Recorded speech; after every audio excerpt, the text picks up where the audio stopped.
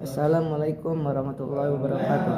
Perkenalkan, nama saya Fajar Nugraha dari kelas 2 YTA dengan NIM 2213223. Dari kelas sebelumnya, izinkan saya di sini untuk berbicara sedikitnya atau mempresentasikan hasil karya ilmiah saya yang berjudul Balaghah dalam Tafsir Anwar At-Tanzir wa Asrar At-Ta'wil. Yang pertama adalah definisi dari ilmu balaghah. Ilmu balaghah menurut bahasa berasal dari kata balagho atau al-usul, yang artinya adalah sampai atau menyampaikan. Dalam artian maksudnya adalah menyampaikan apa yang ingin dikatakan dengan menggunakan tata bahasa yang teratur dan makna yang mendalam dengan menyesuaikan pada keadaan dan situasi lawan bicara.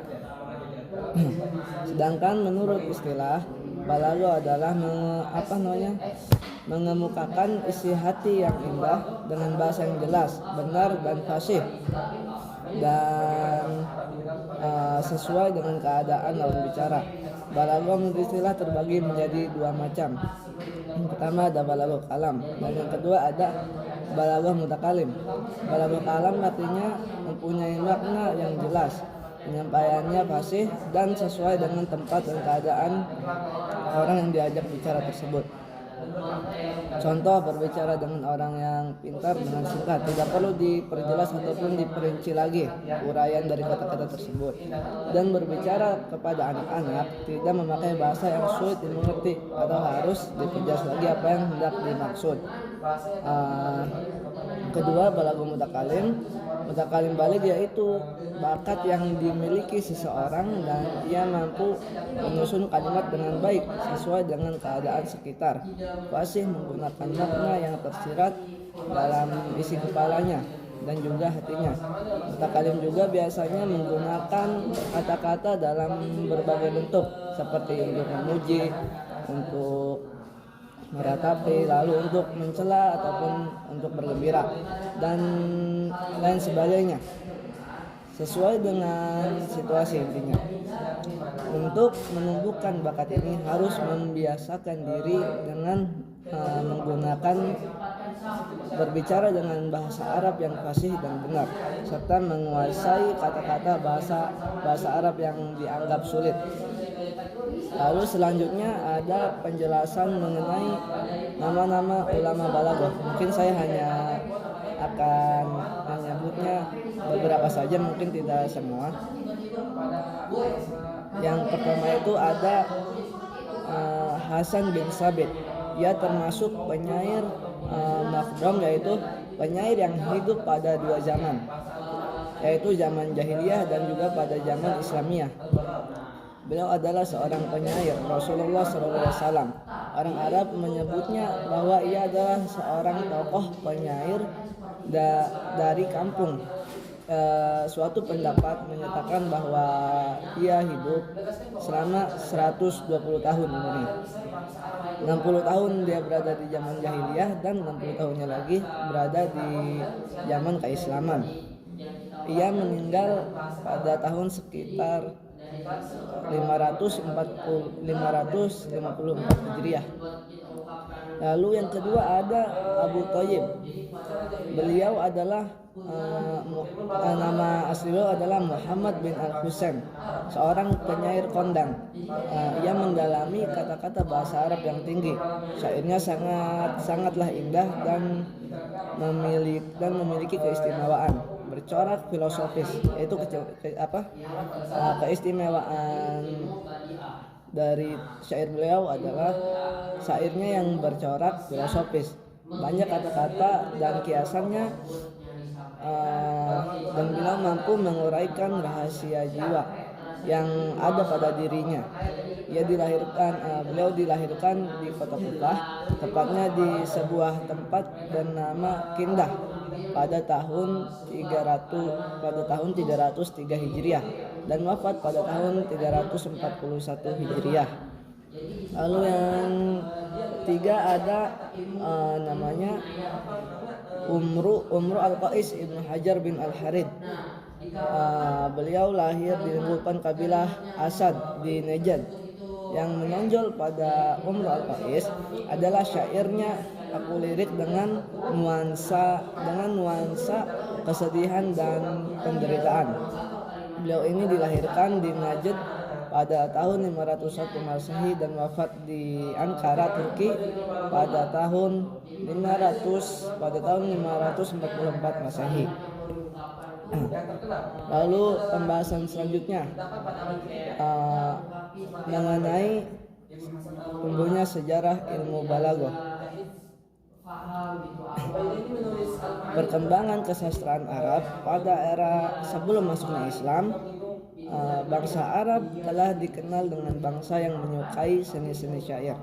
Mereka dapat membuat syair-syair dengan indah dan dapat menuangkan isi dari pikirannya dan hatinya, dapat menuangkan isi pikirannya dan hatinya maksudnya. Karya-karya syair yang mereka buat diwarnai oleh adanya perkembangan berbagai bentuk sastra di Arab pada masa itu, baik dari segi prosa ataupun dari segi dari segi prosa maupun dari puisi yang dikembangkan oleh bangsa Arab pada masa itu. Musim haji juga menjadi hari penting bagi bangsa Arab untuk menunjukkan kemampuan dalam membuat syair. Orang-orang Arab saling berlomba-lomba untuk membuat karya syairnya, karena pada musim haji syair-syair yang terbaik akan dipajang di dekat Ka'bah dan orang-orang yang berhaji akan melihat karya-karya terbaik dari para syair. Al-Quran juga menjadi inspirator bagi bangsa Arab dalam menciptakan sebuah karya syair, karena Al-Quran memiliki kalimat-kalimat yang indah di dalamnya yang memiliki makna dan isi kandungan yang sangat mendalam, yang menjadikan orang-orang Arab ingin menyaingi keindahan Al-Quran. Walaupun Allah Subhanahu wa taala berfirman,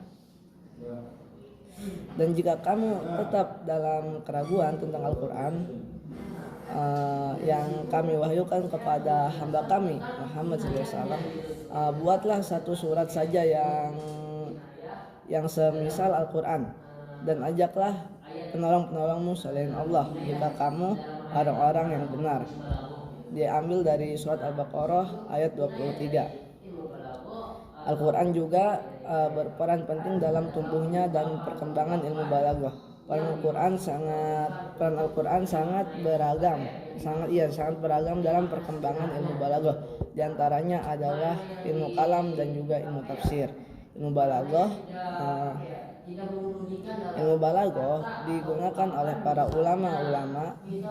para ulama ilmu kalam dan para mufassir untuk membantu Arab dalam memahami isi kandungan Al-Quran, dan juga untuk membantah para kaum musyrik yang berpendapat bahwa Al-Quran itu adalah karangan dari Nabi Muhammad SAW. Lalu pembahasan selanjutnya adalah balaghah dalam tafsir Anwar At-Tanzil wa Ta'wil. Imam Al-Baidawi memiliki nama lengkap Imam Abdullah bin Umar bin Muhammad bin Ali Asy-Syairaji, Abu Sa'id Abu Al-Khair Nasiruddin Al-Baidawi. Imam Baidawi mengarang kitab yang bernama Anwar At-Tanzil wa Asrar Ta'wil, atau lebih dikenal dengan tafsir Al-Baidawi. Tafsir ini adalah salah satu kitab yang sangat populer di dunia Islam, yang manfaatnya sangat banyak sekali, memiliki gaya bahasa yang indah, perumpamaan yang jelas, dan juga banyak diminati para pakar dan cendekiawan terkemuka untuk mengkaji kitab tersebut. Setiap para ulama dan pakar ilmu menuliskan sebuah karyanya, terkecuali dalam menafsirkan Al-Quran. Setiap pegangan pastinya menggunakan metode cara tersendiri. Begitu juga halnya dengan Imam Al-Baidawi.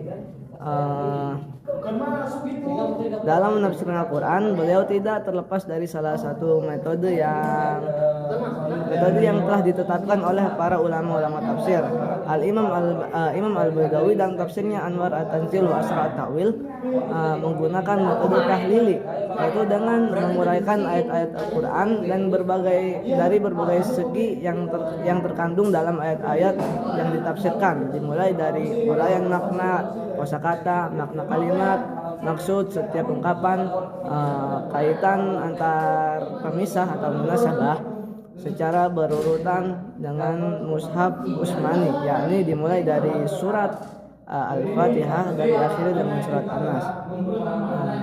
Mungkin ini yang dapat saya sampaikan, kurang lebihnya mohon maaf. Assalamualaikum warahmatullahi wabarakatuh.